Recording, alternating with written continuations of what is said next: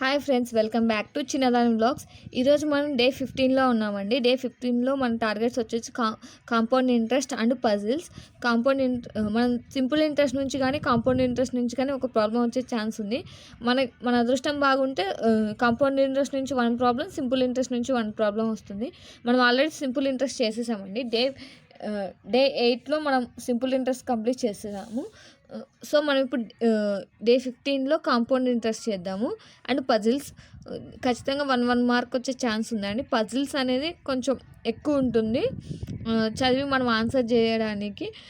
So ఇది time taking. ఇది బాగా ప్రాక్టీస్ చేస్తే కనుక ఈజీగా మనకి 1 మార్క్ వచ్చే ఛాన్స్ ఉంది. కాంపౌండ్ ఇంట్రెస్ట్ అనేది కూడా ఈజీ అనండి.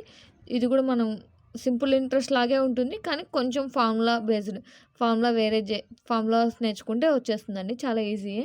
సో ఈ 2 కనుక మీకు తొందరగా కంప్లీట్ అయిపోతే మీరు డే 14లోని టైమ్ అండ్ డిస్టెన్స్లో ఏమైనా బ్యాలెన్స్ ఉంటే అది చేసుకోవచ్చు. లేదంటే ఏదైనా ముందు మన ప్రీవియస్ డేస్లో ఏమైనా కంప్లీట్ కాకపోతే అవి చేసుకోవచ్చండి. So compound interest and puzzles.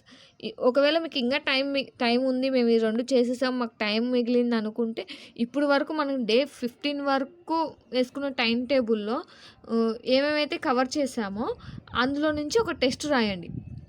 అంటే ఒక క్వశ్చన్ పేపర్ తీసుకోండి ప్రీవియస్ ఇయర్ది.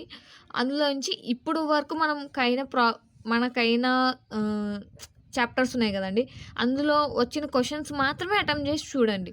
ఓకే, మీరు ఏ చాప్టర్ నుంచి మీరు ఇప్పుడు వరకు కంప్లీట్ చేసినవి చేయగలుగుతున్నారా లేదా అనేది మీకు అర్థమవుతుంది. ఒకవేళ చేయలేదు, ఓకే, ఏదన్నా ఒక చాప్టర్లో మీరు చేయలేదు, నాకు రాలేదు అనుకుంటే అది మళ్ళీ ఒకసారి దానికి ఒక టైం కేటాయించుకొని అది మళ్ళీ ప్రిపేర్ అవ్వండి.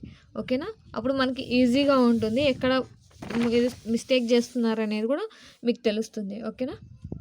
ఓకే అండి. Thank you for watching. All the best.